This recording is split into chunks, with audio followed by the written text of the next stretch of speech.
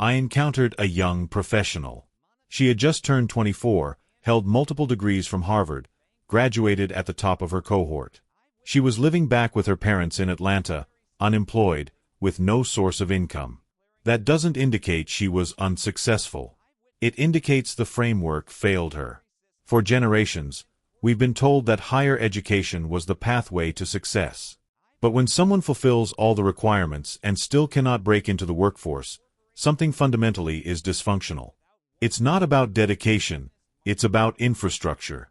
And when a framework fails to acknowledge preparation, it begins to undermine faith in institutions and competence and in the concept of social advancement. She's not a unique example. I've witnessed it nationwide. Countless talented graduates with elite qualifications submitting applications to numerous organizations and receiving nothing back.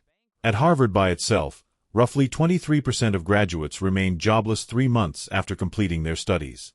Now, consider what that figure represents beyond the Ivy League. This isn't a capability gap.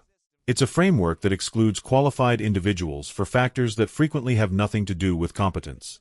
It's also a signal because when your most educated individuals are locked out, you're not simply squandering talent, you're compromising your financial stability. Some observers point to automation or machine learning. But reality shows, organizations are recruiting.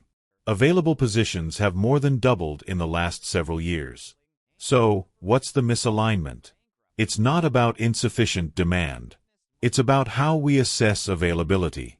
We've constructed a recruitment framework that emphasizes elimination over assessment. That's similar to making investments purely through spreadsheets without ever engaging with the leadership team.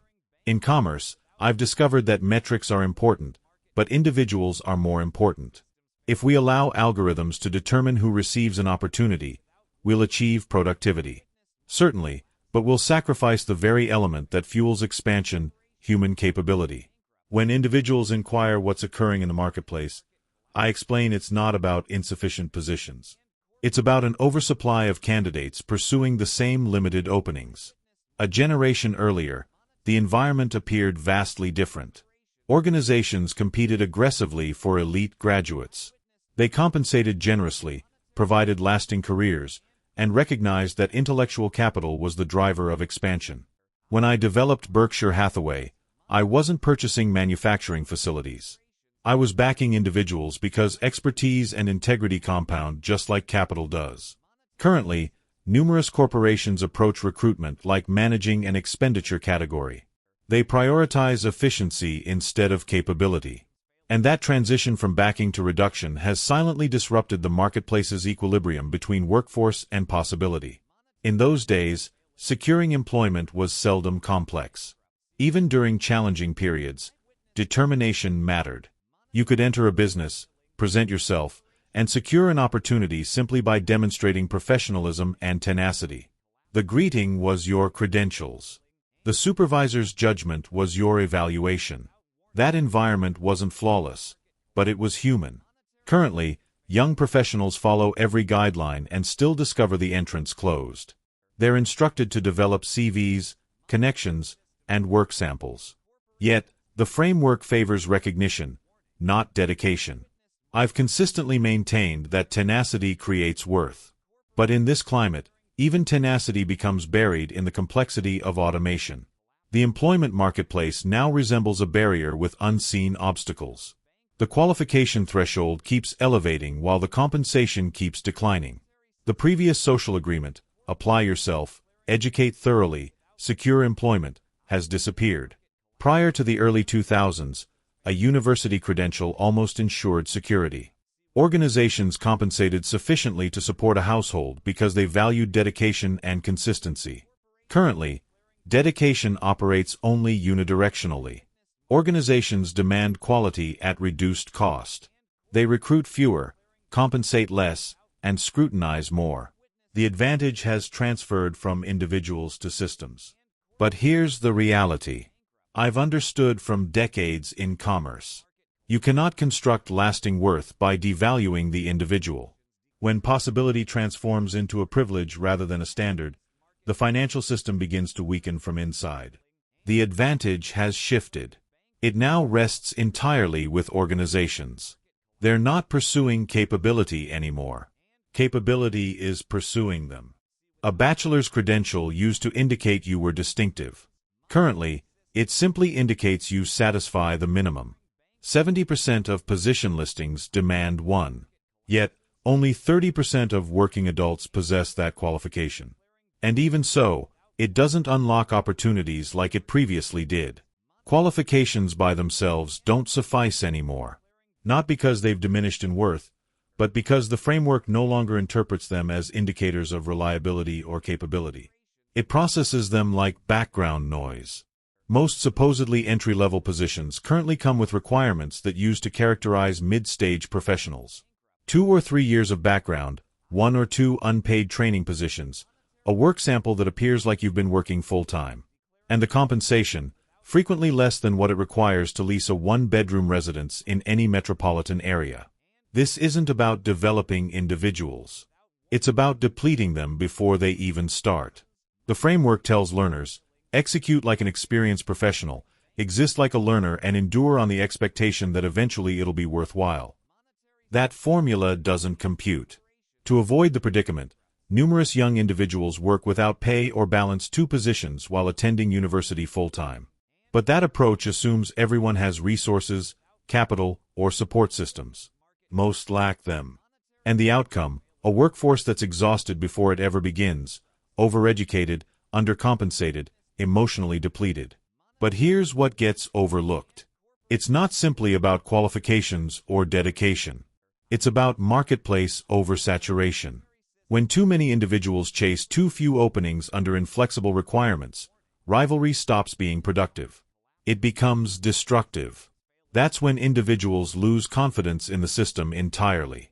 In my early days, recruitment was straightforward. If a business needed assistance, they'd display a notice outside, perhaps place an advertisement in the community publication. A few candidates would appear, introduce themselves, and communicate directly. Recruitment was a choice based on perception. You assessed someone personally and relied on your instinct. Currently, the position announcement appears digitally and reaches hundreds of thousands immediately. Submitting a response requires less duration than preparing a beverage. But velocity carries a price. What we've achieved in productivity, we've sacrificed in personal connection. When responding is costless and effortless, the quantity skyrockets. And when everyone understands the chances are unfavorable, they respond to everything. It transforms into a scattered approach. 10 submissions, then 50, then 100. Not from apathy, but urgency. This is no longer about aligning principles or capability. It's about defeating an invisible system. The entire procedure has transformed less like a dialogue and more like purchasing a chance ticket. And in that approach, nobody truly succeeds, neither the organization nor the applicant. Confronted with this deluge, organizations adopted automation.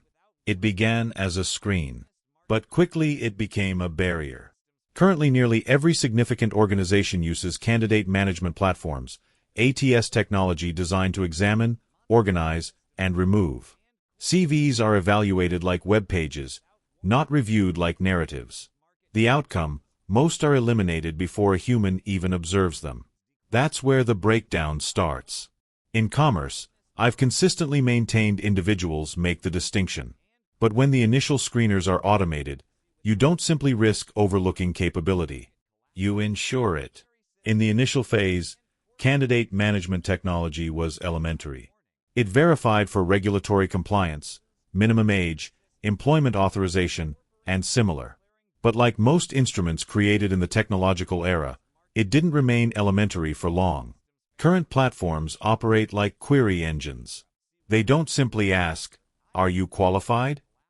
They ask, "Do you replicate the precise terminology we anticipate?" CVs are examined for terminology, evaluated for correspondence, and ranked by system. Not for compatibility, not for potential, but for matching recognition. The more you resemble the position announcement, the superior your chances, even if what you contribute cannot be quantified in terminology. If your CV uses alternatives instead of exact phrases, or if your structure confuses the processing platform, you descend to the bottom. Doesn't matter how solid your background is. Human attention may never encounter your identity. That's a hazardous screen. In investing, I never depend exclusively on filters. I search for individuals, for assessment, for substance. Recruitment used to demonstrate that. But now the initial assessment originates from programming, not character. And it's not simply about dismissal. It's about invisibility. You weren't overlooked. You were never observed. Here's what most individuals don't understand. Numerous of those position listings you respond to aren't genuine. They're markers. Some are already occupied. Others were never intended to be. In 2023, researchers calculated that roughly half of all listings in the American employment marketplace were misleading. Organizations post them to indicate expansion, to collect CVs for subsequent use, or to satisfy compliance appearances. But that confusion carries a genuine price. Individuals invest hours customizing responses for openings that don't exist. That's not simply wasteful, it's deceptive. In commerce, credibility matters. But this approach erodes confidence at magnitude. Organizations maintain certain position listings active for factors that seldom benefit the candidate. Sometimes it's appearances they want to seem like they're expanding. Other occasions, the position has already been allocated internally, but public announcement satisfies a regulatory or marketing requirement. Some simply want to construct a CV collection for subsequent use. In commerce, I've consistently cautioned against simulating expansion. If you display growth that isn't genuine, you indicate false requirements. It distorts expectations and destroys confidence. An organization that deceives capability intentionally or not is jeopardizing more than credibility. It's sabotaging the employment marketplace itself. The systems hosting these listings benefit from quantity. Every new announcement generates activity, information, and revenue. There's no motivation to confirm authenticity, so millions of individuals invest hours rewriting CVs, customizing introduction letters, and completing lengthy applications only to be disregarded or auto-dismissed. It's not simply wasteful, it's demoralizing. When applicants invest energy into something that never had a genuine destination, they stop trusting the procedure matters. And when trust diminishes, so does engagement. That's how capable individuals begin abandoning the framework entirely. What we're left with is a recruitment procedure that feels automated because it is. Candidates are no longer individuals. They're statistics, information entries on a monitor, something to screen, organize, and eliminate. Organizations now utilize evaluations, digital questionnaires, and scenario simulations to forecast compatibility. But compatibility can't be discovered in a multiple-option form. When we exchanged human dialogue for automated evaluation, we didn't simply conserve duration, we sacrificed assessment. In investing, I never assign final choices to systems. I engage with individuals. I observe because the most significant qualities, reliability, disposition, inquisitiveness are demonstrated in genuine dialogue, not digital forms. These digital evaluations claim to assess analytical thinking, but what they genuinely reward is conformity. They don't evaluate problem resolution. They evaluate how effectively you predict the desired response. Why? Because it's more economical. Large organizations avoid conversations not from insufficient interest but because of expense and magnitude. When I invest, I don't delegate assessment to a questionnaire. I communicate with individuals.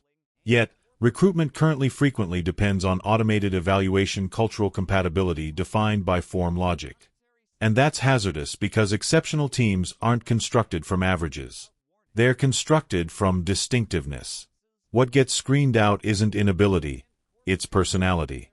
The applicants who succeed are the ones who discover how to communicate the algorithm's terminology.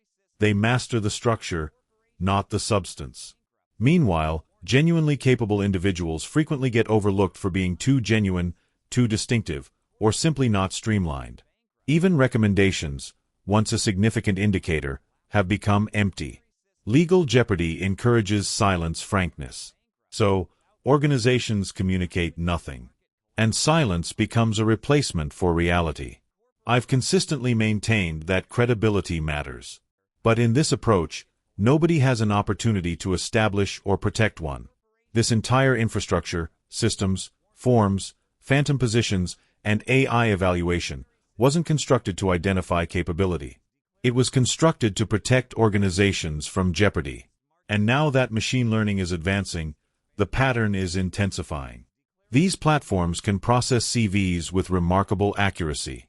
They recognize structures and terminology, tone, even suggested disposition. That's attractive to a business. It's rapid. It's organized.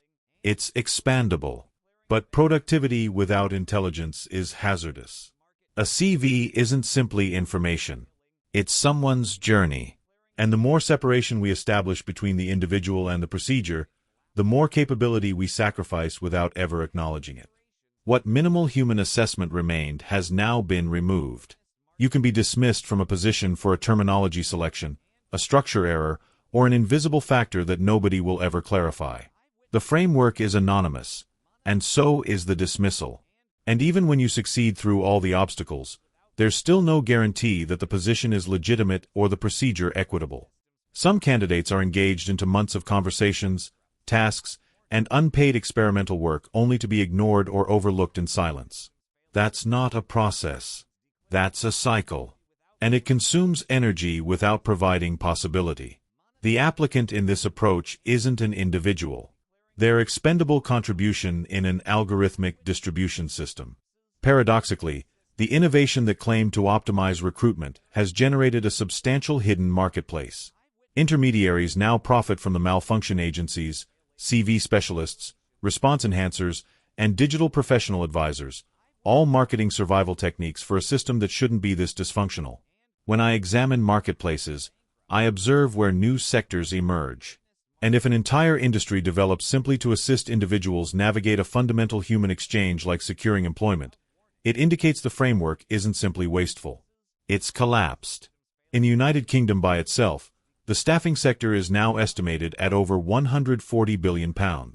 That's more than twice its magnitude from just a decade ago. Consider that. Billions in instruments, systems, and offerings all constructed to compensate for a recruitment procedure that used to demand a greeting and a CV. And yet, despite the information, despite the innovation, despite the investment, it's more challenging than ever for capable individuals to discover secure work. Every component added to the framework benefits the organization. The applicant, they encounter rising requirements, stagnant compensation, and diminishing advantage. That's not progress.